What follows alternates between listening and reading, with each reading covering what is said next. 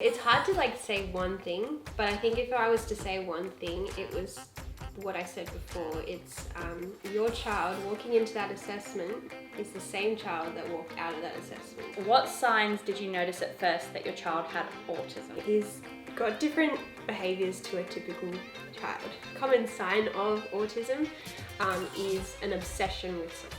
I went on to Google. Good old Google doctor or Dr. Google. Everyone does. Early intervention is key with autism. Let's just confirm it. Let's just confirm if our doubts are, autism. It's such a wide spectrum. Mm-hmm. That's why it's so hard, because a person that's on this side of the spectrum can be so different to the person on this side of the spectrum. And it was hard. We cried a lot. Oh my god, I'm so excited for this. Yummy, yummy, yummy, yummy. I'm so hungry. Me too. I'm so excited for this. Oh my god, look at those. Look at those. I'm keen for donuts. I don't. So keen. Hello guys, welcome back to a new episode. If you haven't noticed, we're in a different location on today's video, and I'm joined by the lovely Jess. I'm actually down in Sydney, which is crazy. It was very last minute. You probably already seen the title, but it's all about autism, and Jess has a very unique story. So her son Jacob, who's 2.5.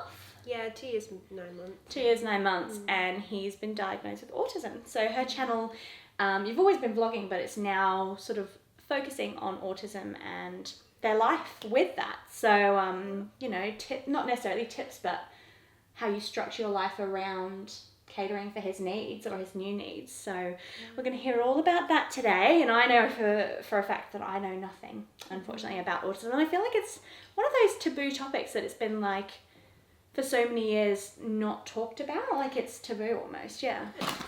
So we've got some yummy curry puffs, which by the way were free. So stoked about that. And we went and got Thai today. Now, Jess is vegetarian, so I'm going to be trying some vegetarian dishes for the first time in my life. Like, no, actually, that's a lie.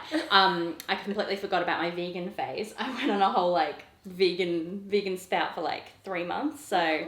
Well, I'm eating prawn chips today, so, not technically vegetarian. Is there actually prawns in them, though? I think they're, I just got honey on these. Fried in something. Okay. But, don't judge me. No judgment here. So today we're going to be talking about autism, and Jess's son Jacob is 2 years, 9 months old, and he was diagnosed how many months ago? About 3? About 3 months ago. Yeah. So we're still very new to it all, but I have worked in the field before, so I kind of, I'm not new to the community, but new to the parenting side of it. Yeah, and that'll be such a different aspect as well to working with people with it. Yeah. I thought we'd just start off maybe with you telling us how Jacob got diagnosed, just like a quick nutshell. Obviously, if you want a more in-depth story, you can go onto her channel, which I'll have linked down below. She's utterly in love on YouTube. When Jacob was 18 months old, we went to see the pediatrician because we were worried about his speech delay. And the pediatrician said to us that he didn't think that Jacob had autism. So we went ahead and did the whole speech therapy assessment.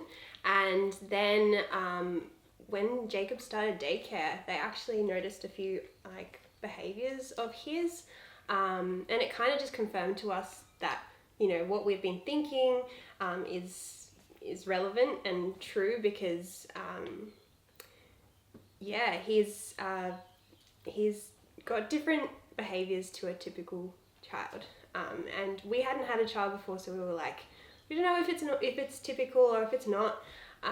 So we got him assessed, and he's got level 3 autism, which is the most severe form of autism, which was a shock to us. We were a bit of a shock. It was a bit of a shock for us, especially for Jordan, because he's not really been exposed to that very much in his life. So that's kind of the story of how he was diagnosed. And then, ever since we've just been navigating life, getting used to the whole autism community and therapy and things like that. So So Yeah. So you said you got him assessed. Yes. So how did you know where to go to get him assessed, like if you suspected it? Yeah, so we didn't really know. So we went to the GP, which I think is an amazing source of information. If you're ever worried about anything, go to the GP. And they referred us to a clinical psychologist who gave him an assessment. And I know that you can do it through the public system, but it's just a bit of a longer wait time. So we decided to just get it in early, and so that's how we got there. Well, I think I'm going to pull up some questions. Yeah. Because we chucked it out on Instagram for you guys to be involved in today's video. So thank you very much. If you did send through a question, we'll try and get through as many as we possibly can. But obviously, we have limited time here, people. We will do a quick fire round, so make sure you stay tuned for that. So Rosie_Greer asks, how do you know if your child has autism? Which I think is a really great place to start. That is a good question, because we really struggled at the beginning to know what the behaviours were. We obviously knew he had a speech delay, and that is very common in children with autism. And he was having a lot of bad tantrums, and I mean that's very typical of a toddler to have tantrums all the time. And we just thought, everyone was saying to us, that's normal. His toddlers have tantrums, and he's just he's struggling to communicate because he can't speak. Right. Little did we know that these tantrums weren't like your typical tantrums. But I think you had a suspicion, because obviously you wouldn't have progressed it if you thought that it was normal. Yeah, so I think that the turning point was Jacob going to daycare and him, people that see toddlers his age all the time were able to tell us that there's something different there. Obviously they can't say the word autism to us, but they said, he's not responding to his name, he's not responding when we talk to him, and we did go the route of like a hearing test, because he wasn't responding, and he's got perfect hearing. So we were like, well, the next sort of point is to go and get him assessed for autism. I had been around it for for a long time, so I kind of knew the signs of autism, the whole lack of social interaction, and the lack of eye contact, and so I was seeing those signs, but as a parent you kind of don't want to see them. You kind of in that denial period of no, like he doesn't have autism, it's just this or it's just that. So I was really in a little bit of a denial period, but then we were like, okay, let's just confirm it. Let's just confirm if our doubts are, autism. And yeah, turns out that he was. And how did you take that news? It was hard. Yeah. We had a lot of discussions, Jordan and I, especially because in one of the assessment periods, you're right. In one of the assessment periods, the psychologist had said to us, oh, it's good that he's doing these things. And so we sort of took that as, oh, maybe he doesn't have it. autism. Yeah. And then the next session we went to get the results, and she said, oh, he's got level 3 autism, which is the highest level. That was a shock. We were like, really? Like level 3? We were thinking maybe level 1 is that. Yeah. And I think it's completely normal to be in that kind of Denial, yeah. And almost, it sounds really bad, but almost a grieving period, because you're kind of, sounds bad, but you're grieving a life that you thought for sure you were going to have. And it was hard. We cried a lot. Yeah. And it's totally normal. I want people to know that it is normal to be upset, even though autism can be a beautiful thing. Yeah. And he is still like the same boy that walked into that assessment, the same one that walked out. Like he's the same Jacob. Yeah. And yeah. It's just the way that you have to adapt to your lives has changed. And that, I think, is what you're having to, like, overcome, is that, because I can imagine if we got told something happened, like, with Darcy, if he was, you know, I don't know, autistic or, I don't know, ADHD or whatever it might be, then I would feel, like, grateful for knowing the information, but like you said, it would be like a whole different life that you have to adjust to and just kind of grieve your old thoughts. Because I don't know, like, I think, I don't know if this is naive of me saying this, but I think you kind of just imagine just having like a normal upbringing, kind of like an average everyday life is kind of tough, but we get through it kind of thing. But then if you get told that kind of information, it would be, like a grieving process. It's like, okay, overwhelmed almost, like you've got to know so much, you've got to go and educate yourself so much, and it's kind of, especially when you had a new baby, like how old was she, like 3 months when you were going through this process? So she was about 3 months, 4 months old, and that kind of was an indication as well, is Jacob didn't want anything to do with her, and we thought that's a bit of a red flag, because although you do see, you know, toddlers, you know, I don't want the baby here or whatever, it wasn't anything like that. It was purely he separated himself from her. Like, he just didn't want to be near her. If she came near him, obviously as a baby we just put her next to him, and he just like was like, no, I don't want to be near her. And like that was hard to take for us as well, because you know, you see all the photos of kids holding their baby sister or baby brother, and we kind of missed out on that. But you know, we have so many other amazing moments that we're so happy about. But that was hard. That's a tough one for sure. And it still is today. Like, he still doesn't really want anything to do with her. Yeah. And I've now heard that that's very common for children with autism. So. Well, I'm sure that will help someone out there right now. So that's really good. I just realised that we haven't actually addressed what we're eating. So we might as well do that right now, shall we? We've got Thai and... Jess is vegetarian, if I didn't mention already, and so we're going to have the Penang. We've got tofu in that one. Yes. Penang tofu. Pad Thai with tofu again. With tofu. Yeah. I think I had a bit of tofu before. I've never had tofu in a curry or anything like this before, and I really liked it. Oh, you did? Yeah. And then we've got the cashew stir fry thingamabobby, and some coconut rice, some spring rolls, curry puffs, and of course... you get old Krispy Kreme. I'm excited for those. Get excited for that. So it's kind of similar to the last question, and Jess does have an in-depth video on her channel about this, but I did want to quickly touch base because it is obviously prevalent to the topic. Sumo Kumo asks, what signs did you notice at first that your child had autism? So obviously you mentioned a few things there, but was there any like main first things that you were like, like when was your first time that you sort of started to notice? The first would have been like the big one, the speech delay. Like, he wasn't speaking when he should have been. He did actually go through a regression at 18 months. So he did say a few words, but then all of a sudden everything kind of regressed. And that's very common in autism. Other big ones would be lack of eye contact, lack of socialization. Like, he didn't really want to play with anyone. He just wanted to be in his own little bubble. And you said daycare was a big indicator of that.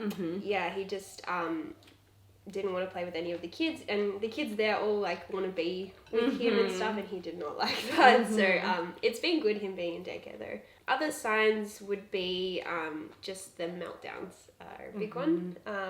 That we thought were tantrums, but they're actually not. It's kind of like a sensory overload. Yeah. So, I saw your video on that actually. That was a really interesting video. I might link a couple of these videos down below, because for anyone that's going through this or curious if your toddler is the same, then those videos might be really helpful to someone, which is hopefully what this video is as well. A bit of knowledge about something, or you might just be here because you're curious to know a bit more about it in case someone you know might have it, or you know, you just don't know.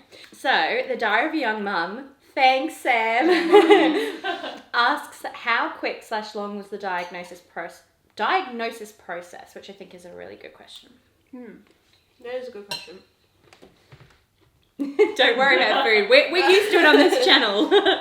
So, typically, it is a long process. Yeah. if you go through the public system. But we actually went privately. We decided to pay for it. And we got a referral from the GP. I think the whole process itself took about 3 months. But if you go through the public system, it can take up to like a year to get the assessment. So that's the initial one that you got that they, that you were saying before. So that was the initial one the doctor referred you to? Is that the one? Okay. Yeah. So if you go through the public system, there's a long wait list. And imagine living through that for even longer, not knowing how to deal, like, not deal, I don't really know the right terms. How would you word it if, like, to deal with, navigate. Okay, so navigating his symptoms. Like, I couldn't imagine not knowing what he has to then help him. I can only imagine the stress that would have put on you as well, even in the short wait time. So through the private system, how much did that cost you? Almost $2,000. So it was a big chunk of money, but if you don't have a diagnosis, you don't get funding for therapy. So it's a bit of a like, I don't know what to do. We decided to go privately because we just wanted to know, and we wanted to get him the therapy straight away, because they do tell you that early intervention is key with autism. And if you want to access the NDIS, which is our like Australian disability funding scheme, that in itself takes a long time to get on as well. So if I just almost feel like Jordan and I always talk about, what if we couldn't afford that? Yeah. What if we had to wait that long? And I'm sure a lot of people are in that boat where they have to wait for the system. Yeah, and I just think that we're incredibly lucky that we could. I mean, it wasn't like easy for us to pay for that, but we thought it was quite important for us to pay for that. So Wow. Yeah. And so in the private system, how long did that take, that process? Probably about 3 months. Right. In itself. To wait, you mean, or after the diagnosis? Like from when you booked it to when you saw them? Yeah. Yeah. Oh, from when we booked it to. Oh, so you mean the wait list before our appointment? So like from the moment that your doctor said, we suspect this, you need to see a specialist. How long was that till you saw the private patient? Oh, not very long. Okay. Probably about a month. Oh, a couple of weeks. To a Okay, month, yeah. sweet. Whereas it would have been a year in the public. Yeah, so you can go to any sort of practitioner that does diagnosis for autism. So they generally, if a place has a long wait list, you just go to another one. So we asked at a few. And yeah, with this one we got in quite quickly, which we're lucky about. Wow. Well, in this topic, I literally know nothing. So I'm the same as you guys. Well, I'm sure that some of you guys who are watching might know a lot about it. But for me personally, I'm so interested in learning many aspects of this, because I think it is, like we were saying earlier, a topic that's taboo or has been for so long, and there's not enough information out there. So that's why I'm not talking very much in this episode, because I feel like it would be very out of place and I would literally know nothing. So it would be like talking out of my ass. But I'm so interested to hear more about it. So we'll go through a couple more questions and then we might do our quick fire round. Yep. But you eat some food, because I feel bad. I keep firing these questions at her and it's like, you're not allowed to eat. That is really good. Which one is that one? Yeah, I like that one. I'm not so keen on the pad thai, one, but I love the Penang sauce as well. How sweet is it? It's beautiful. There's a really good one. So Erica_Georgia_Davies asks, what is it like finding out that your son had autism and at such a young age? It was hard. Just because, you know, it sounds weird, but you had this life that you expected and it kind of just gets flipped upside down. Not that it's going to be a negative experience or a negative life for him, just his sort of goals and priorities kind of change. So we're going to now focus more on his life skills and building those up instead of, you know, just having a typical life. I mean, I think it's pretty fair to expect that your child is going to walk, talk and do all of these things. And of course, finding out, I mean, this is just from the knowledge that I know, but autism, they've struggled to communicate, right? So do you want to actually just touch on what a child with autism might be like so that people can understand because I know I don't really know the signs of autism, which I feel very silly for in this day and age, knowing nothing about a topic like this. But I do think that a lot of people watching might feel the same way. So yeah, it's very common not to know this. And I mean, I didn't even really know the signs of a little toddler. And so I went on to Google. Good old Google doctor or Dr. Google. Everyone does, and they there's a site called I think it's called Raising Children, and they have a page on like the typical symptoms of autism and what sort of developmental milestones they would be missing, really. And so I just went on there, and it had the list. So lack of eye contact, lack of socialization skills. I'm trying to think. And just bear in mind while you're thinking about that this is obviously Jess's story and Jess's journey with autism with her son Jacob. So she's not obviously stereotyping. She's not casting any kind of thing over everyone. It's just very much her personal story. It's such a wide spectrum. That's why it's so hard, because a person that's on this side of the spectrum can be so different to the person on this side of the spectrum. So it's hard for me to tell someone what they should be looking out for, but there are typical signs, like, you know, the socialization and the not meeting developmental milestones. So they might not be talking, they might not be you know, socializing and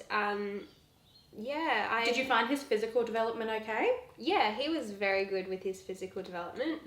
There are children that aren't so much. But his gross motor skills and fine motor skills are so good. To the point, he likes to line things up, doesn't he? He does. So he really has a fascination with coins or like checker pieces, and so he'll line those up. A common sign of autism is an obsession with something. So it could be anything, and they'll be like, I need to do that all the time, kind of thing.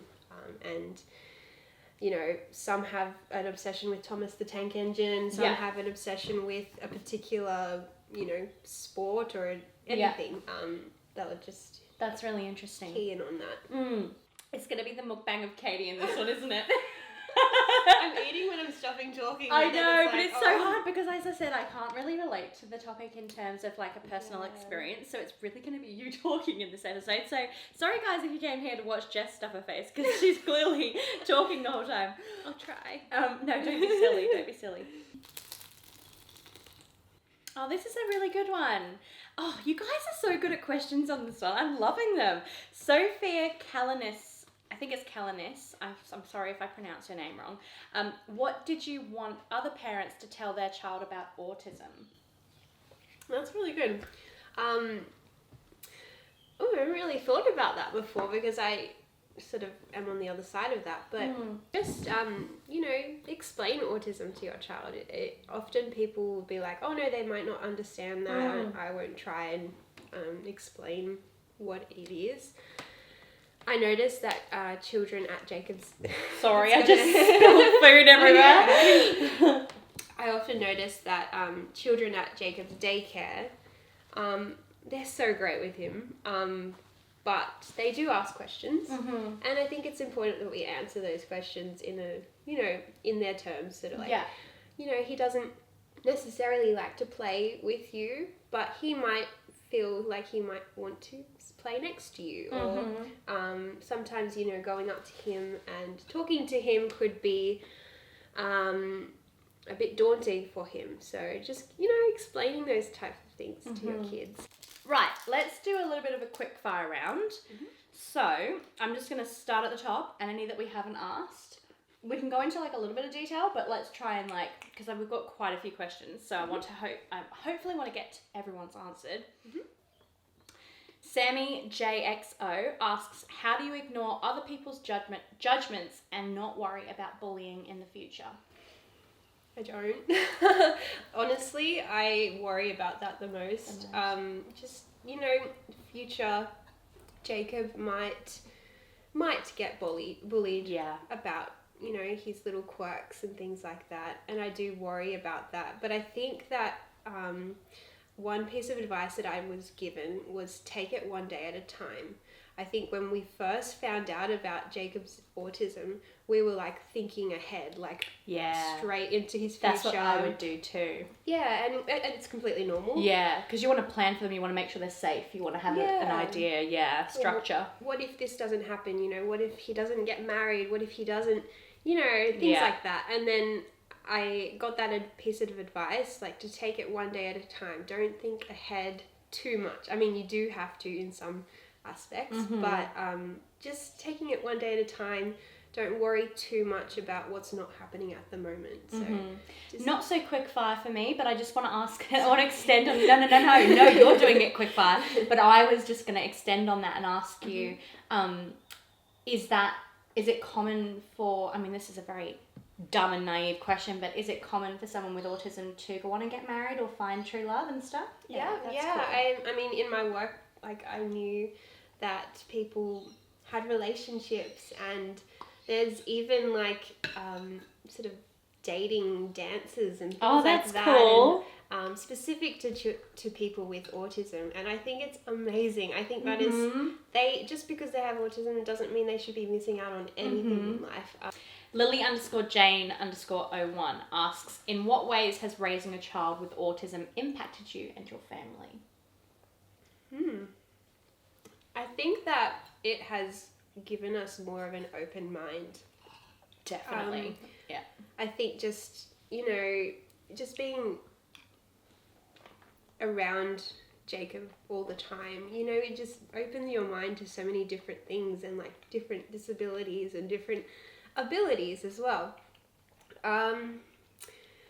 It's obviously opened us up to this new community, and obviously it's not a community where, you know, if you are autistic you can't be in it or whatever, but it's a very open community. If you have any questions, definitely there's so many avenues to go connect with them, but just making new friends and being able to support each other has been amazing. Like, so you're connecting like Facebook groups, or is your doctor recommending places, or? Yeah, so there's a few different Facebook groups that are sort of parents of children with autism, or there's even like Australia-wide one, or there's an NDIS one, which is really informative if you want to navigate the whole NDIS system. Speaking out about it, which is really important. Speaking out about it just opens up that conversation. Definitely.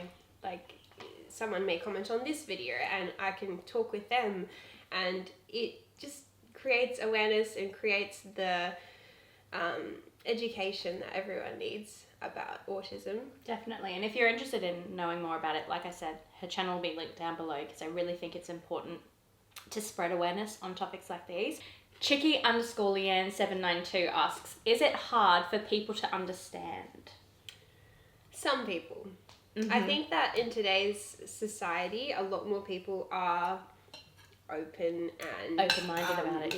Open-minded about, you know, they know people with autism. Yeah, so you do get a lot of people, well, I personally got a lot of people in my life that didn't understand it to start off with. And even before he was diagnosed, we were sort of thinking, yeah, he might have autism. And a lot of people were like, no, he doesn't. It's just this or it's just that. And it's kind of, I guess it's even because they're close to us. They get defensive about it. Yeah, and that's what a lot of people go through, that whole denial process that we were talking about before. Just being in public as well is a big thing. Like when we go into a restaurant, for example, we've had a few experiences where people just don't understand, and they think it's bad behavior. Yeah. Which to the outsider it does look like bad behavior. So Jacob's sort of running up and down. He does this thing where he runs up and down like hallways or like restaurants. That must be so stressful for you too. We try and go to places that have bigger areas that he can run. But you get a lot of people whispering and like looking around and like, where's the parents kind of thing. And because we know Jacob's doing that to sort of regulate himself, we want him to do that. We want him to feel comfortable, because this crowded place is so overwhelming for him. And I don't want to stop him doing that because No. that's him regulating himself. Do you find that it stops you eating out more though because of that? Yeah, we do not go out very often. Do we want to share some donuts together? Yes. Do we want to share them or do we want to like have individual ones? Because if we want to share it, we've got to get a knife. But if not, we can just like... We can just have one. We'll just have one each. Sweet. Love the simpler option. So, down in Sydney, they have a drive-through Krispy Kreme, which we are not blessed to have where I live. But I do think there's actually one being built right now on the south side of Brisbane, which I'm very jelly about. We have a Nutella, which I kind of want a bags, but then at the same time I'm happy to split it. I'm happy to break it. No, you can have it. There's a caramel one, just the pig over here. I'm having the Nutella! You're going to say that about the pink one, so let's Okay, yeah, right. That makes me feel less guilty about it then. And then we have a cookies and cream. So go for your life with the Simpsons one. How much does that not look like my, like, what's it called? Logo. Yeah. Oh, let's have a cheers of the donut. Cheers. Oh, hell yeah. That was so good. Fresh as a daisy. Sam It's got Nutella on the inside? No. Oh, no. Just on the outside. Sam doesn't even eat donuts, so... I ate cinnamon one. WTF. They're the most bland ones. They're the best ones. Sophia Calanese asks, how do you... Can I talk, please? How do you want me... Wait. Whew! How do you want me... Sorry. I'm so sorry, Sophia. You're like... How do you want me to interact with you in public if there is a say... If there is a say. If... I clearly can't speak English today, so Jess is going to say that one. It's that one. Sophia Calanese asks, how do you want me to interact with you in public if there's a say... No. It's not easy to say. If there is, say, a meltdown, what would help? Okay. So basically, if Jacob was having a meltdown, like you were saying, and came up. Yeah. Just if you come up to us and say, is there anything I can do? If I have any bags or anything, holding those would be great. Even though it's kind of weird coming from a stranger, but... I think that's where, like, people like me want to, like, I'm always an overthinker, so I'm a people pleaser, but I also, like, I'm an overthinker, so I'll be like, my first thought will be, help them.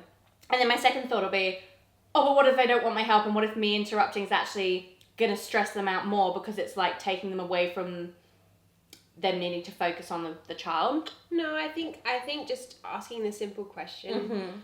Often the meltdown might happen, like, at the cashier.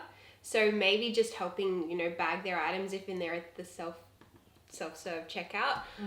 Or just, helping out any other thing you see. Obviously don't address the child because that can be an issue on its own. But just ask. Just ask the mum. There's not much you can do, and often there's not much I can do either. I just sort of have to let it happen and make sure he's okay and safe and there's nothing around him that's going to harm him. If there's another child, that might be a good thing to just make sure that the other child is safe and okay, because often the parent will be with the child with autism having the meltdown. I think this is the same for any toddler though, like, you know what I mean? Like, if I see a mum struggling, I'm not going to go up to them and be like, does your child have autism? Because I'll happily help you if he does, rather than just, you're struggling, let me just help you kind of thing. I think that's important. It cut you off. We were at a checkout once, and this is not even Jacob, it was Jazz. She kind of had a freak out. And someone just bagged my items and did all that for me. So nice. And I just think, you do that. You just help someone in need when they're struggling. It doesn't necessarily have to mean that they have autism. It's always another mum or like a grandma who's been a mum. Like, they're always the one that's like, I get it. Yeah. Like, let me help. She said that. It was Marlo_Johnson. We kind of like touched on this one, but I think it's maybe a quick answer is, how early did the signs of autism start to appear? So, at the time, 18 months is when we sort of saw the signs. Looking back, we saw some at around the 12-month mark, but we didn't know what they were until we were educated about it and that we knew that he had autism. So, at the time you're just sort of navigating life as a new mum. Like basically you don't even think about those things until you start seeing big things. And so the little things I saw from about 12 months, and then the big things about 18 months. This one comes from Mrs. Henderson, and she asks, how do you manage the hard days emotionally? Do you take time out for yourself for self-care? And That's a really good question. definitely it is hard emotionally, and it's emotionally draining, especially when you don't sleep and you're dealing with his emotional outbursts all day. I definitely just take time to relax and to sometimes I'll just sit there with a coffee and I won't do anything. I'll just sit there and not do anything.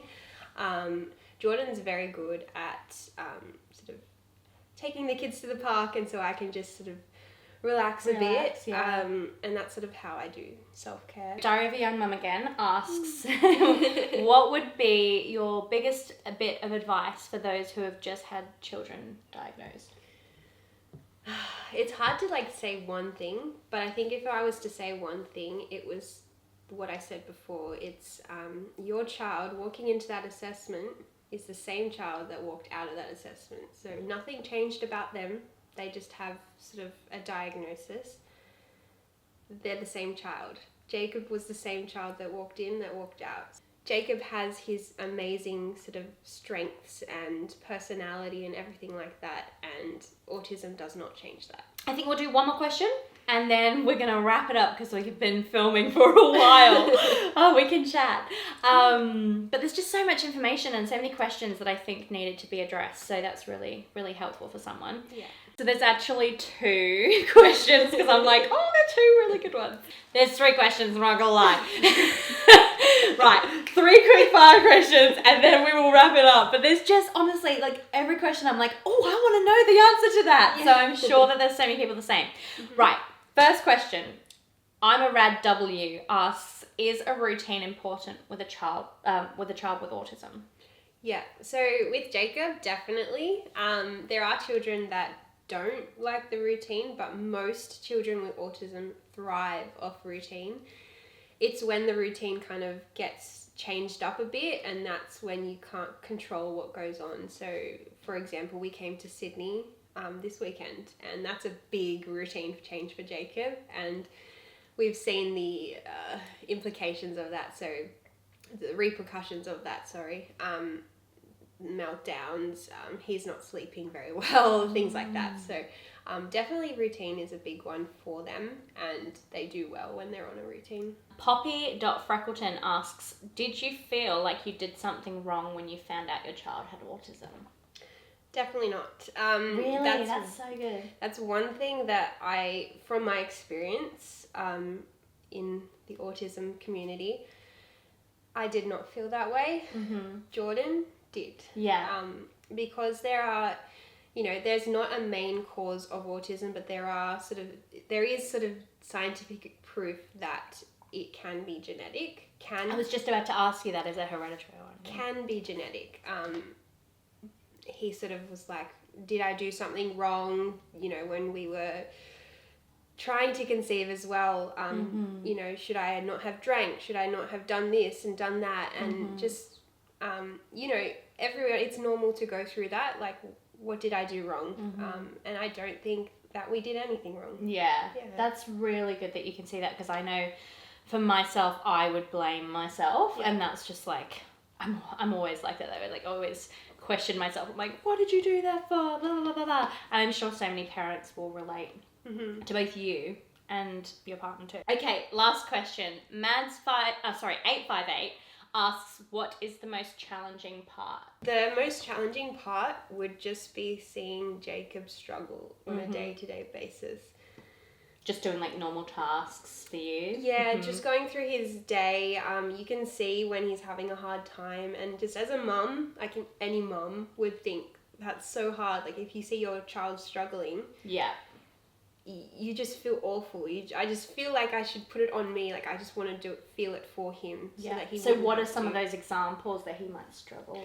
Yeah, so if there's a lot of noise, like if Jazz is making a lot of noise, he can just get really like not want to be in that room. He sort of gets sort of meltdown mode, which is from all the sensory input.